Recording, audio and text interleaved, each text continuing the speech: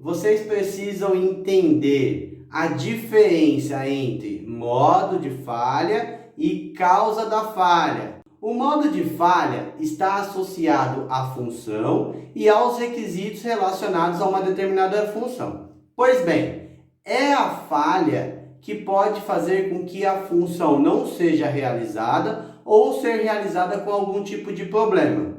O mesmo ocorre em relação ao requisito.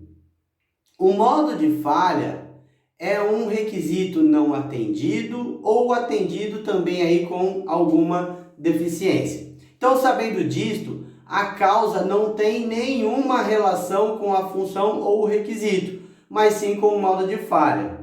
Isso significa que a causa da falha nada mais é do que o motivo que fez com que aquele modo de falha acontecesse, tá certo? Beleza, Edson, está claro. Entendi a diferença entre a falha, entre o modo de falha e a causa da falha.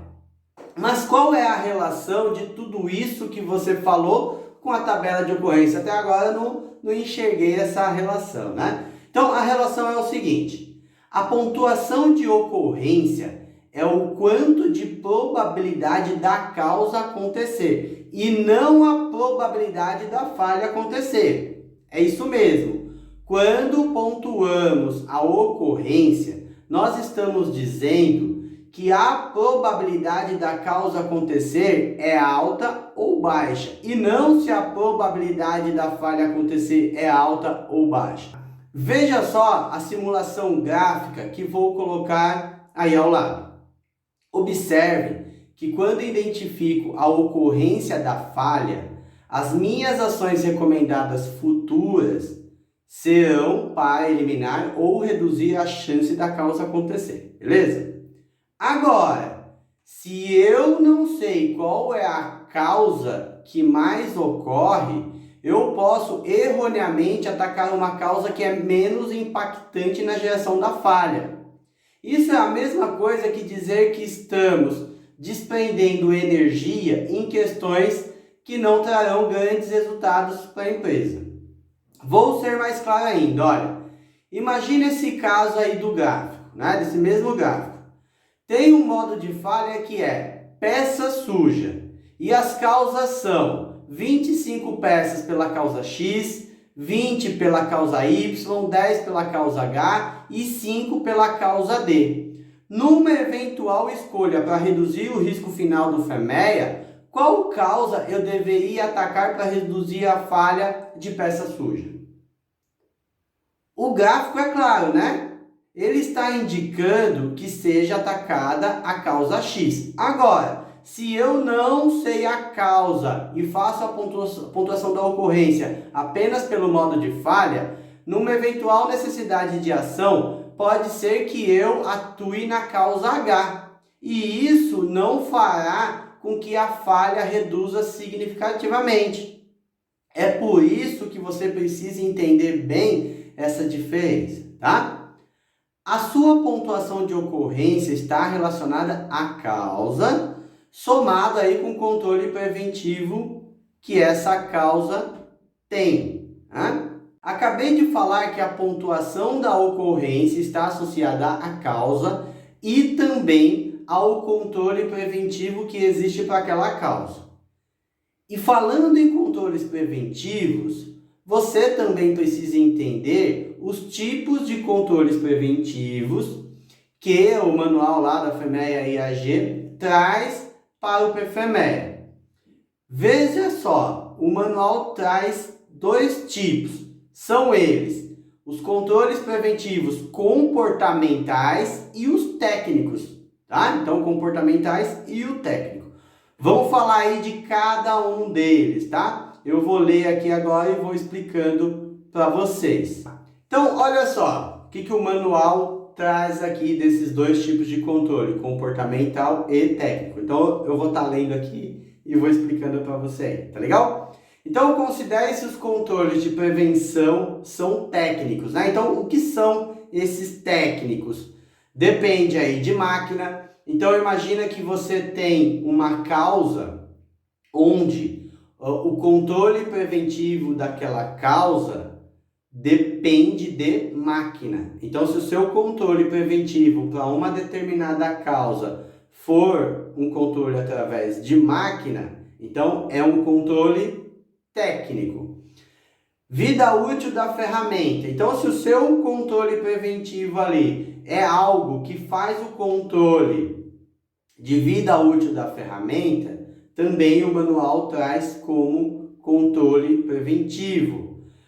O material da ferramenta. O manual aqui do FEMEA, né, a IAGVDA, também entende que o material da ferramenta se caracteriza e se encaixa como uma prevenção técnica. E aqui ele coloca etc. Então, esse etc, o que eu quero trazer para vocês também incluírem nesse pacote aqui? Tudo que for voltado a uma questão técnica, né? Tem algum tipo de equipamento, você vai encaixar aqui, tá? Só tome um cuidado para não confundir, que daqui a pouco eu vou falar em melhores práticas, que também traz dentro desse conceito de comportamental e técnico. Só tome esse cuidado, né? Que eu vou explicar daqui a pouco. Então, eu falei dos controles preventivos técnicos. Vou falar agora também do controle preventivo comportamental, tá? Então, o que o manual traz aqui, ó? O comportamental depende de operadores certificados ou não certificados. Então, esses certificados depende de uma pessoa treinada, depende de uma pessoa, mesmo ela não sendo treinada, tá? É lógico, a pessoa não sendo treinada é um controle preventivo meio estranho, né? Mas o manual traz isso daqui também. Profissionais especializados, né? Entra dentro dessa questão comportamental. Então, eu tenho uma determinada causa, o meu controle preventivo para fazer com que aquela causa ou não ocorra ou diminua a chance dela ocorrer, depende de uma pessoa, no qual essa pessoa é um profissional especialista ali. E também líderes de equipe. Então, o líder da equipe depende dele para que aquela causa não ocorra. Da mesma forma, coloca aqui um etc, né? Quando tem esses etc em manuais, é para judiar de todo mundo, né? Mas vamos lá.